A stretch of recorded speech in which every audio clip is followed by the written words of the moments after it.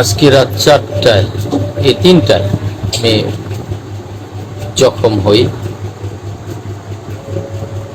চাষাড়া থেকে রিক্সা নিয়ে আসতে যতক্ষণ এখানে কিল্লার পুল পার হইয়া আইসা হাজীগঞ্জ কেল্লার পাশে যে ফায়ার সার্ভিস আছে, ফায়ার সার্ভিস অফিসের গেটের সামনে আমার রিক্সাটারে একবারে পশ্চিম দিকের আইসা 3জন লোক বসা, ওদের বয়স হইব 25 থেকে 28, এর বেশি হবে। ওরা এইসব মোটরসাইকেল দিয়ে প্রতিরোধ করলো, আমার নেমে আমার একটা থামা মারল, সরে গেল। ওই তোমরা কারা, একটা গালি দিল, দিয়ে ছুরিটা বের করছে। এই যে ছুরিটা ভাঙা, ছুরিটা ওদের হাতে এভাবে ছিল। আমি এটা হাতটা ধইরা রিক্সার সিটের সাথে বাড়ি মেরে মোচড় মারছি কোনোভাবে। আমি জানি না কেমনে হয়েছে, ছুরিটা এখান থেকে হাতলটা ভাইঙা ছুরিটা পড়ে গেছে। ছুরিটা যখন পড়ে গেল তখন আমি শুকরিয়া আদায় করলাম। আমার তখন উদ্দেশ্য হলো আমি লাভ দেবো, ওদের মাথার উপর দিয়ে লাভ দেবো, কিন্তু পেছন দিক থেকে মানে সিটে বসা পেছন দিক থেকে কে জানি এসে 2-3টা জোরে জোরে বাড়ি দিল।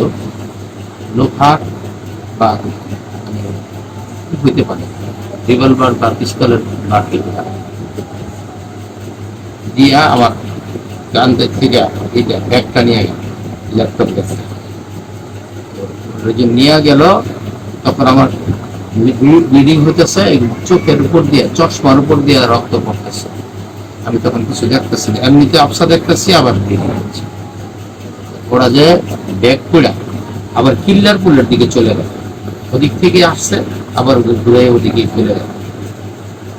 এরপর আমার রিক্সাওয়ালা আমার নিয়ে হাসপাতালে নিয়ে গেল।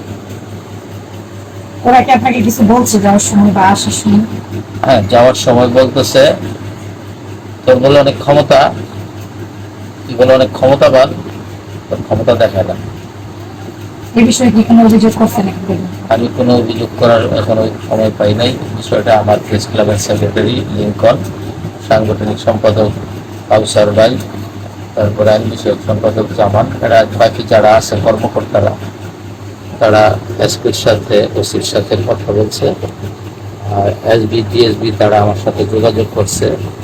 আর ডিবির একটা টিম, 5 সদস্যের একটা টিম আমার বাসা পর্যন্ত এসে আমার দেখে গেছে। বন্দর উপজেলার ইএনও আমার সাথে ফোনে যোগাযোগ করে আমার খোঁজখবর নিছে। কাউন্সিলর শাওন অঙ্কন আমার ফোনে খোঁজখবর নিছে। তারপরে 23 নং ওয়ার্ড কাউন্সিলর আবুল কাউসার আশা, তারা সবাই আসবেও জানাইছে। দিক দিয়ে এসপি সাহেব আমার সেক্রেটারির সাথে কথা বলছে, এই ব্যাপারে ব্যবস্থা নিতেছে বলে জানাইছে। আমি তো পর্যন্ত বের হতে পারি। এর মধ্যে কি আপনার সাথে কারো কোনো দ্বন্দ্ব করে গিয়েছিলেন কিনা বা কাউকে সন্দেহ হচ্ছে? আমি সন্দেহ করবো কি, আমার সাথে কারোর সাথে খারাপ সম্পর্ক না। আমি সাংবাদিকতা করি এই হিসাবে শত্রু থাকার কথা, কিন্তু কতজনের বিপক্ষে লিখি, কতজনের পক্ষে লিখি, ইদানিং খুব একটা কারো বিপক্ষে তেমন একটা লেখাও হয় না। কেননা বিগত সরকার আমলে ওই অনেক কিছু লেখা যায় নাই। আইসিটি আইন দিয়া মামলা, অহেতুক মামলা করে হয়রানি করছে সাংবাদিকদেরকে। এই জন্য আমরা অনেকদিন আগে থেকেই এইসব নেগেটিভ নিউজ লেখাটা যেমন অনেক কমাই দিয়েছি।